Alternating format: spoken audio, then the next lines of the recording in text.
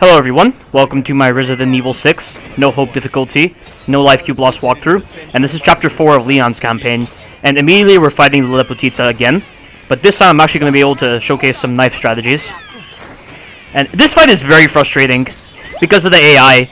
The amount of times I have been hit by the Lepotitsa's gas attack because the AI has shot the wrong body part is very frustrating. So, doing this knife strategy right now, it's completely random as to whether I'm going to take damage or not because of the AI. And I will showcase a bit of the counter against the Lepotitsa, where I basically drop my aim and I counter the Lepotitsa. But I find that every time I do the counter against the Lepotitsa manages to get behind me a lot of times. And because of how small this room is, if the Lepotitsa gets behind you or it's put into a very awkward position, you're going to get caught. And you're going to get screwed by the camera because the camera is very close to you. And you're going to get hit by the Lepotitsa easily. But what I'm doing right here is I'm basically baiting out the grab attack. And I'm having to knife the Lepotitsa's head because the head and the legs are the only spots you can hit where the gas will not be released. But you just got to be very careful about where you place your knife. Because I'm doing something very risky here with quick stabbing. So the quick stab, as I've already mentioned, you gotta hold L2 and press R2 and pull down the left analog stick at the same time. But oftentimes when you're doing the quick stab method against Lepotitsa, there are times when you'll accidentally hit a body part that you don't want to hit and you'll get hit by gas. So the best method I can give you for trying to do the quick stab method against the Lepotitsa is to aim a little bit towards the left shoulder of the Lepotitsa. That way you won't hit a body part on accident. And then whenever the Lepotitsa gets done like this, try to knife the head and then immediately do a coup de grace. That way you'll maximize on damage. Now you can do the same trick with the other weapons as well, but I personally recommend the knife because you're doing a horizontal slash and trying to aim at the Lepotitsa's head with a weapon is pretty tricky to do. And you can't maximize on damage effectively because you only have to shoot the Lepotitsa once before it does its grab attack, so you're not dealing maximum damage output, and that's why I recommend the knife. Because you can easily hit Lepotitsa twice with just a normal stab, and then hit Lepotitsa multiple times with quick stabs, and the stun on it is really good, so long as you're hitting the head. And it's just good to save your ammo, because Lepotitsa takes a beating. Now for this section here, I know I said in a previous video that you're going to take mandatory damage in this part. This is what Ellen, Lightning, Sveta, and Jack Doyle believe, but you can actually do this whole entire section here without taking any damage. Because what you gotta do is you gotta press square really fast, and to press it really fast, you gotta use both of your index fingers. On the other difficulties, if you get the breakout ability, you can speed up the time it takes to do the quick time events, so you can do this entire section no damage, but on no hope difficulty, you've got to use both of your index fingers if you want to press square really fast in order to do this entire section without taking damage. And you need to stand right over here, right near the switch. That way you can get started on opening the switch as soon as possible. Because there's no way to stop Lepotitsa's attack. So I'm just mashing square like crazy with both my index fingers right now. This is how fast it will go on no hope difficulty. And just before my life is about to go away, I managed to pull this lever, and I cancel out the damage. And that is how you do that section without taking damage. Just use both of your index fingers, mash the square button, and you'll get past it. And this is a section that was very bad when the game first launched with the QTE prompts for this. Because originally the way this worked is you had to hold both of the buttons in, and then you had to release, press, and the inputs were horrible. They were really bad. And then they fixed this, thankfully, by making it so you can just tap L1 and R1. But then they made it even better because now you can just hold R2 for those kunai climb moments. And that is the end of that section. That is the end of Lepotitsa. And fun fact, that Lepotitsa can actually be seen as a dead body in Jake and Ada's campaign. You'll actually come across it at a certain point in Tachi, which is a really nice small detail on Capcom's part, which properly demonstrates the chronology of events that occurred. So yeah, kudos to you, Capcom. Thanks for showcasing that. So on the topics of chapters 4 and 5 of Leon's campaign, I like these chapters. But my biggest problem with the chapters is that you're not fighting a lot of enemy types. You're just fighting zombies, and then you'll come across just bosses, and you know that's really it. In all honesty, for the enemy diversity of chapters 4 and 5. Like on chapter 4 of Leon's campaign, we're going to be fighting Ustanak, who's a boss from Jake's campaign. And then after that, we're going to be fighting a new enemy type, which is the Lasklepanji, and they are featured in every single campaign of this game. And then we're fighting a boss exclusive to Leon's campaign, which is Derek C. Simmons. And then that's the end of the chapter. And then on chapter 5, we're fighting nothing but zombies. And then we're just fighting different forms of Derek as boss fights. Like, we don't see the return of the dogs, we don't see the return of the shriekers, we don't see the return of the bloodshots, we don't see the return of whoppers. We're just fighting a very limited arrangement of enemies, and that's my biggest complaint overall with chapters 4 and 5, even though they're probably my favorite chapters of Leon's campaign, because I just like the things you're doing. Like, compared to chapter 3, where you were doing absolutely nothing in Leon's campaign, chapters 4 and 5 feel like a breath of fresh air. And I do like the boss fights that do occur, and I do like the music. I like the setup for everything. But I just wish you were fighting a lot more enemy types. And that is the charm of Resident Evil 6, just the fact that there's so many enemy types. You know, there's so many different kinds of variants of zombies, there's many different variants of Juavo, there's different mutations for the Juavo, there's chrysalid mutations when they actually do a complete mutation. And then you have a lot of different bosses. Like, this game really went all out with the amount of enemy types you can fight. But while I can give praise to that, I can also, unfortunately, give some negatives on that, because some of the enemy types, as I've already mentioned in previous videos, are not very good. Like, some of the Juavos are really bad. Like, the LMG Juavos on this game are one of my least favorite enemies in the game, because they have the ability to just perfectly hit you with their barrage of bullets, and then they just track you down so easily, and they can just spam that move indefinitely. And dodging it is so hard. It's really, really difficult. And then you have the Sniper Juavo, and the Sniper Juavo is honestly more bullcrap than the LMG Juavo, because there's no consistency with the way he fires his sniper rifle. There are times where he will just take his time to aim, and then he actually fires. And then there are times where you'll see the laser for a split second, and then he fires. And then there are times where you don't even see the laser, and he fires. It's complete bullcrap. That enemy type is trash. Literal trash. But I'll continue with this tangent at some other point when I get to the other campaigns. Because I need to talk about this right now, because Server17, when he was doing this section in his walkthrough, he complained about the hit detection on the QTEs being bad. And I saw his walkthrough, and it was not the hit detection's fault. The hit detection works perfectly fine, but he literally pressed the button at the wrong point, and he decided to blame the game. He was turning into DSP. DSP is someone he talks about too much in his videos, and he's turning into DSP when it comes to Resident Evil. So hilarious seeing that part of his walkthrough, and just seeing it through his little bullcrap when he came to Resident Evil 6. Because he's just wrong about so many things in regards to Resident Evil 6. But this is Ustanak, and at the very beginning, you gotta hit him with a running attack so that he prioritizes you. And you know he's gonna prioritize you because he roars. And when he roars, if you stay at close range, he's only gonna do 2 attacks. He will do this slam move, or he's gonna do another slam move. So when he does the other slam move, you have to dodge to the right. But make sure you are aligned with his arm. If you're not aligned with his arm, you will never be able to dodge it effectively, and you will take a lot of damage. He takes off 4 life cubes if he hits you effectively. And if he hits you with his running attack, it will completely put you into the dying state. And this is all I'm going to do here. Like, Ustanak is not a problem so long as he's not prioritizing the other AI. And as long as he roared. If he doesn't roar, it means he's going to do different close range attacks. And you do not want that. You need him to roar, and then you need to close in on him. That way, he's only going to do 2 of the moves, and you can just dodge him effectively. And after he runs away, after doing a certain amount of damage to him, drop these propane tanks on the ground, because you're going to need it for the second phase. I don't recommend trying to do the knife strategy against him in the second phase, unless you're confident that he's prioritizing you. Because trying to close in on him at a very long range can be pretty dangerous, because his moves allow him to cover a lot of range. And there's no telling if he's going to immediately prioritize you and start doing the moves you need. But after you separate, you're going to be with Sherry a little bit. You're going to have to do a QTE sequence again in order to get this bus powered. And once the bus is powered, Sherry's going to ram the wall, and we can get back to fighting the boss. And on this phase, Ustanak gains access to a shotgun. And if there's one attack you're going to get hit by the most, it is that shotgun. It has a lot of range, and dodging it is not very easy. You've got to maintain your cover when it comes to dealing with Ustanak. Or you can just use the propane tanks that I've already laid out. Because the propane tanks do so much damage to Ustanak, you can get through this phase very quickly with just 2 or 3 blasts from the propane tanks. How is he still standing? So I'm just keeping my distance. He's closing the distance. There's the shotgun. See how tightly compressed that was?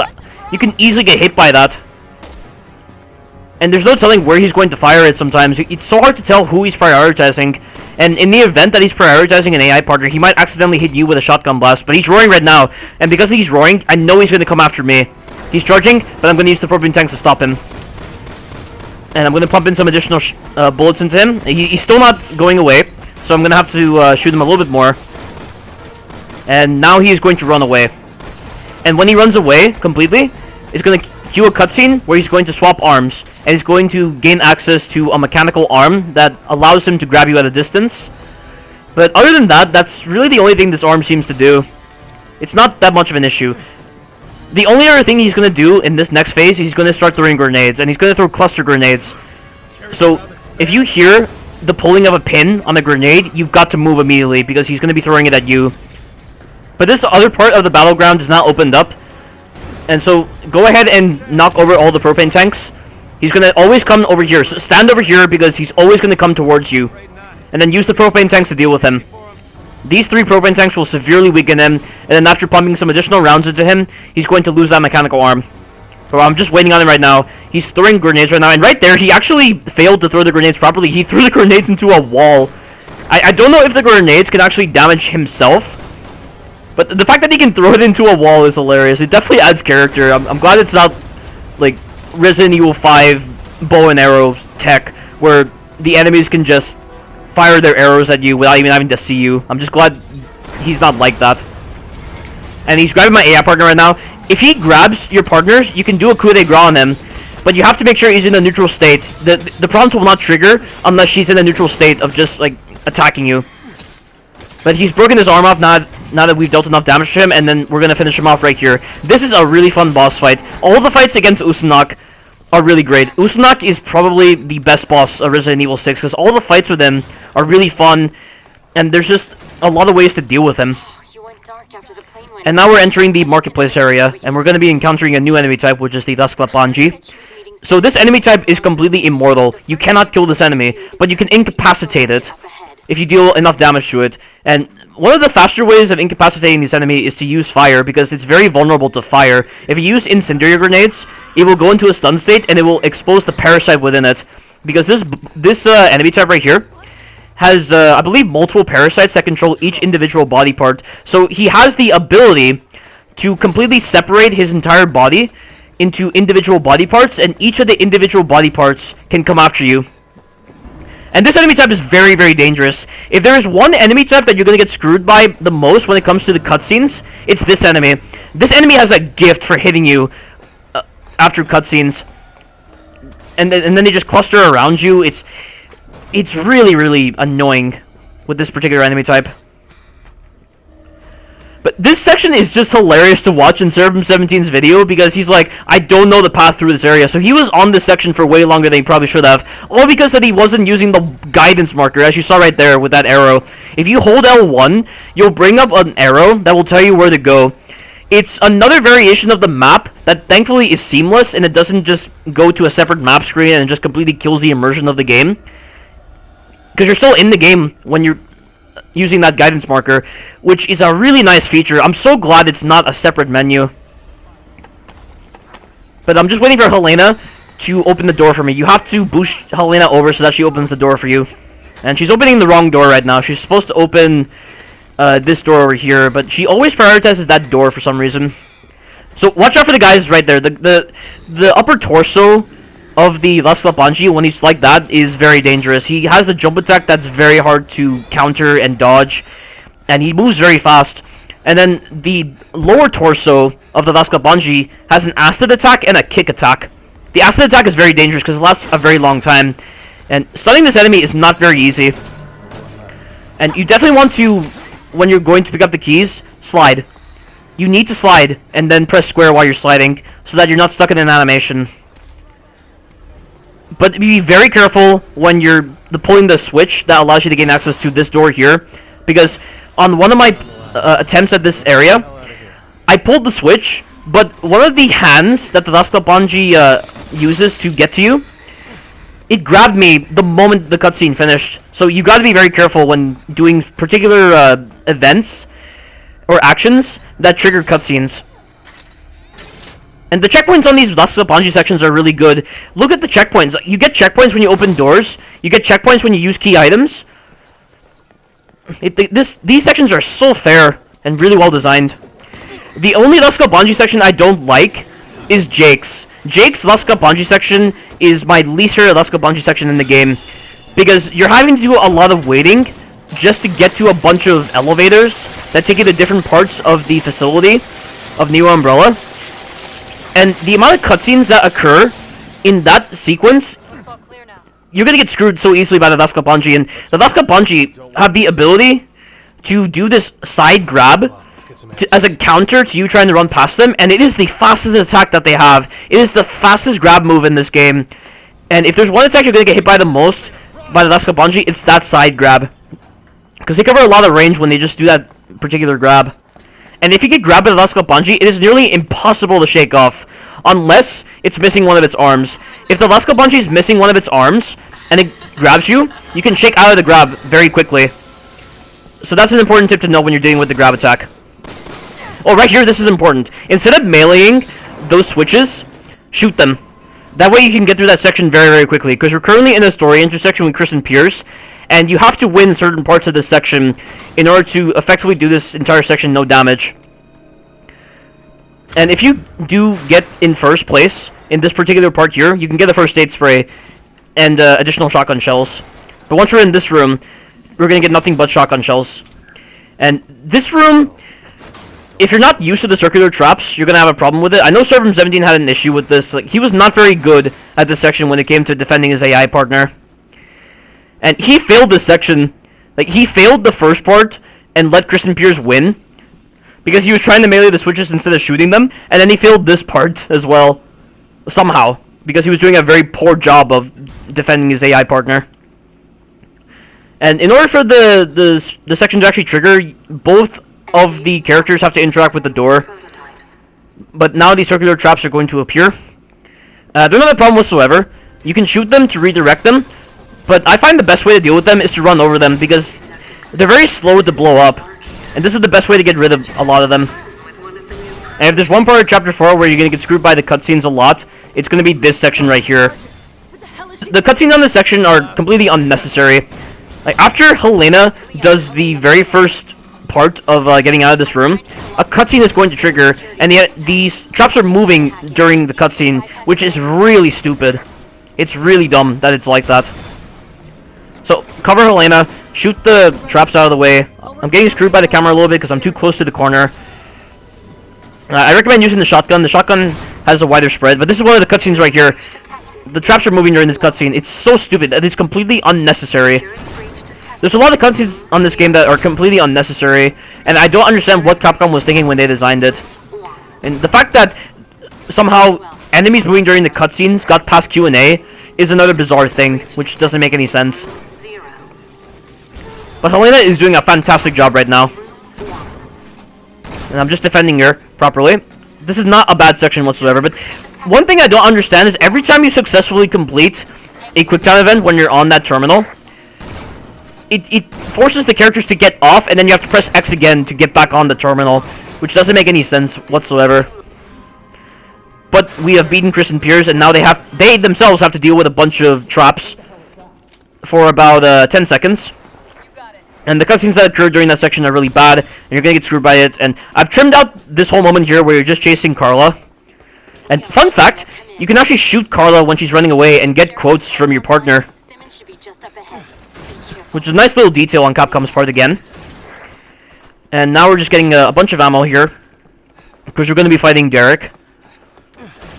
And Derek isn't so bad whatsoever. He's very easy. Yet somehow, Servum17 took 5 minutes to do this part. Maybe even like 6 minutes or something. Whereas with me, I beat this boss fight in like 2 minutes. The first part specifically. And the fight is going to begin in a moment, but the first thing we're going to have to do at the beginning is we have to chase Derek when he's on the train. And fun fact about the first cutscene, you can actually move during this part right here. I'm currently sprinting, and that's why I'm all the way over here. There's going to be some additional ammo you can pick up. And the ammo will respawn once the fight begins. And all I'm going to use in this fight is the submachine gun. Or the assault rifle, or whatever it's called in this campaign. Coming for you, Simmons. Because I have a lot of ammo for it, and a lot of people complain that the fact that the ammo is so accessible as it is one of the bad parts of Resident Evil 6. But the reason why it's so accessible is to be proportionate with the amount of enemies that you're encountering. You know, the reason why you didn't get a lot of ammo for the older Resident Evil games is because you were barely fighting any enemies. Whereas in Resident Evil 4, 5, and 6, you're dealing with a lot more enemies, so they have to give you a lot of ammo in order to deal with a lot of the enemies you're going to be fighting. You're fighting way more enemies in this game. Like, it's all a matter of proportion. Like, the less enemies you have to encounter, the less ammo you're going to get. So, obviously, the more enemies you're going to be encountering, the more ammo you're going to need. And of course, because of the fact that the enemies are very lethal on this game, like, they have to give you expanded options with the melee system and with the ammo. And that's why the ammo is the way it is. I'm perfectly okay with it. Even though it can be a little too much sometimes. But I guess the reason why they put all this ammo here is just in case you don't have a lot of ammo for the boss fight.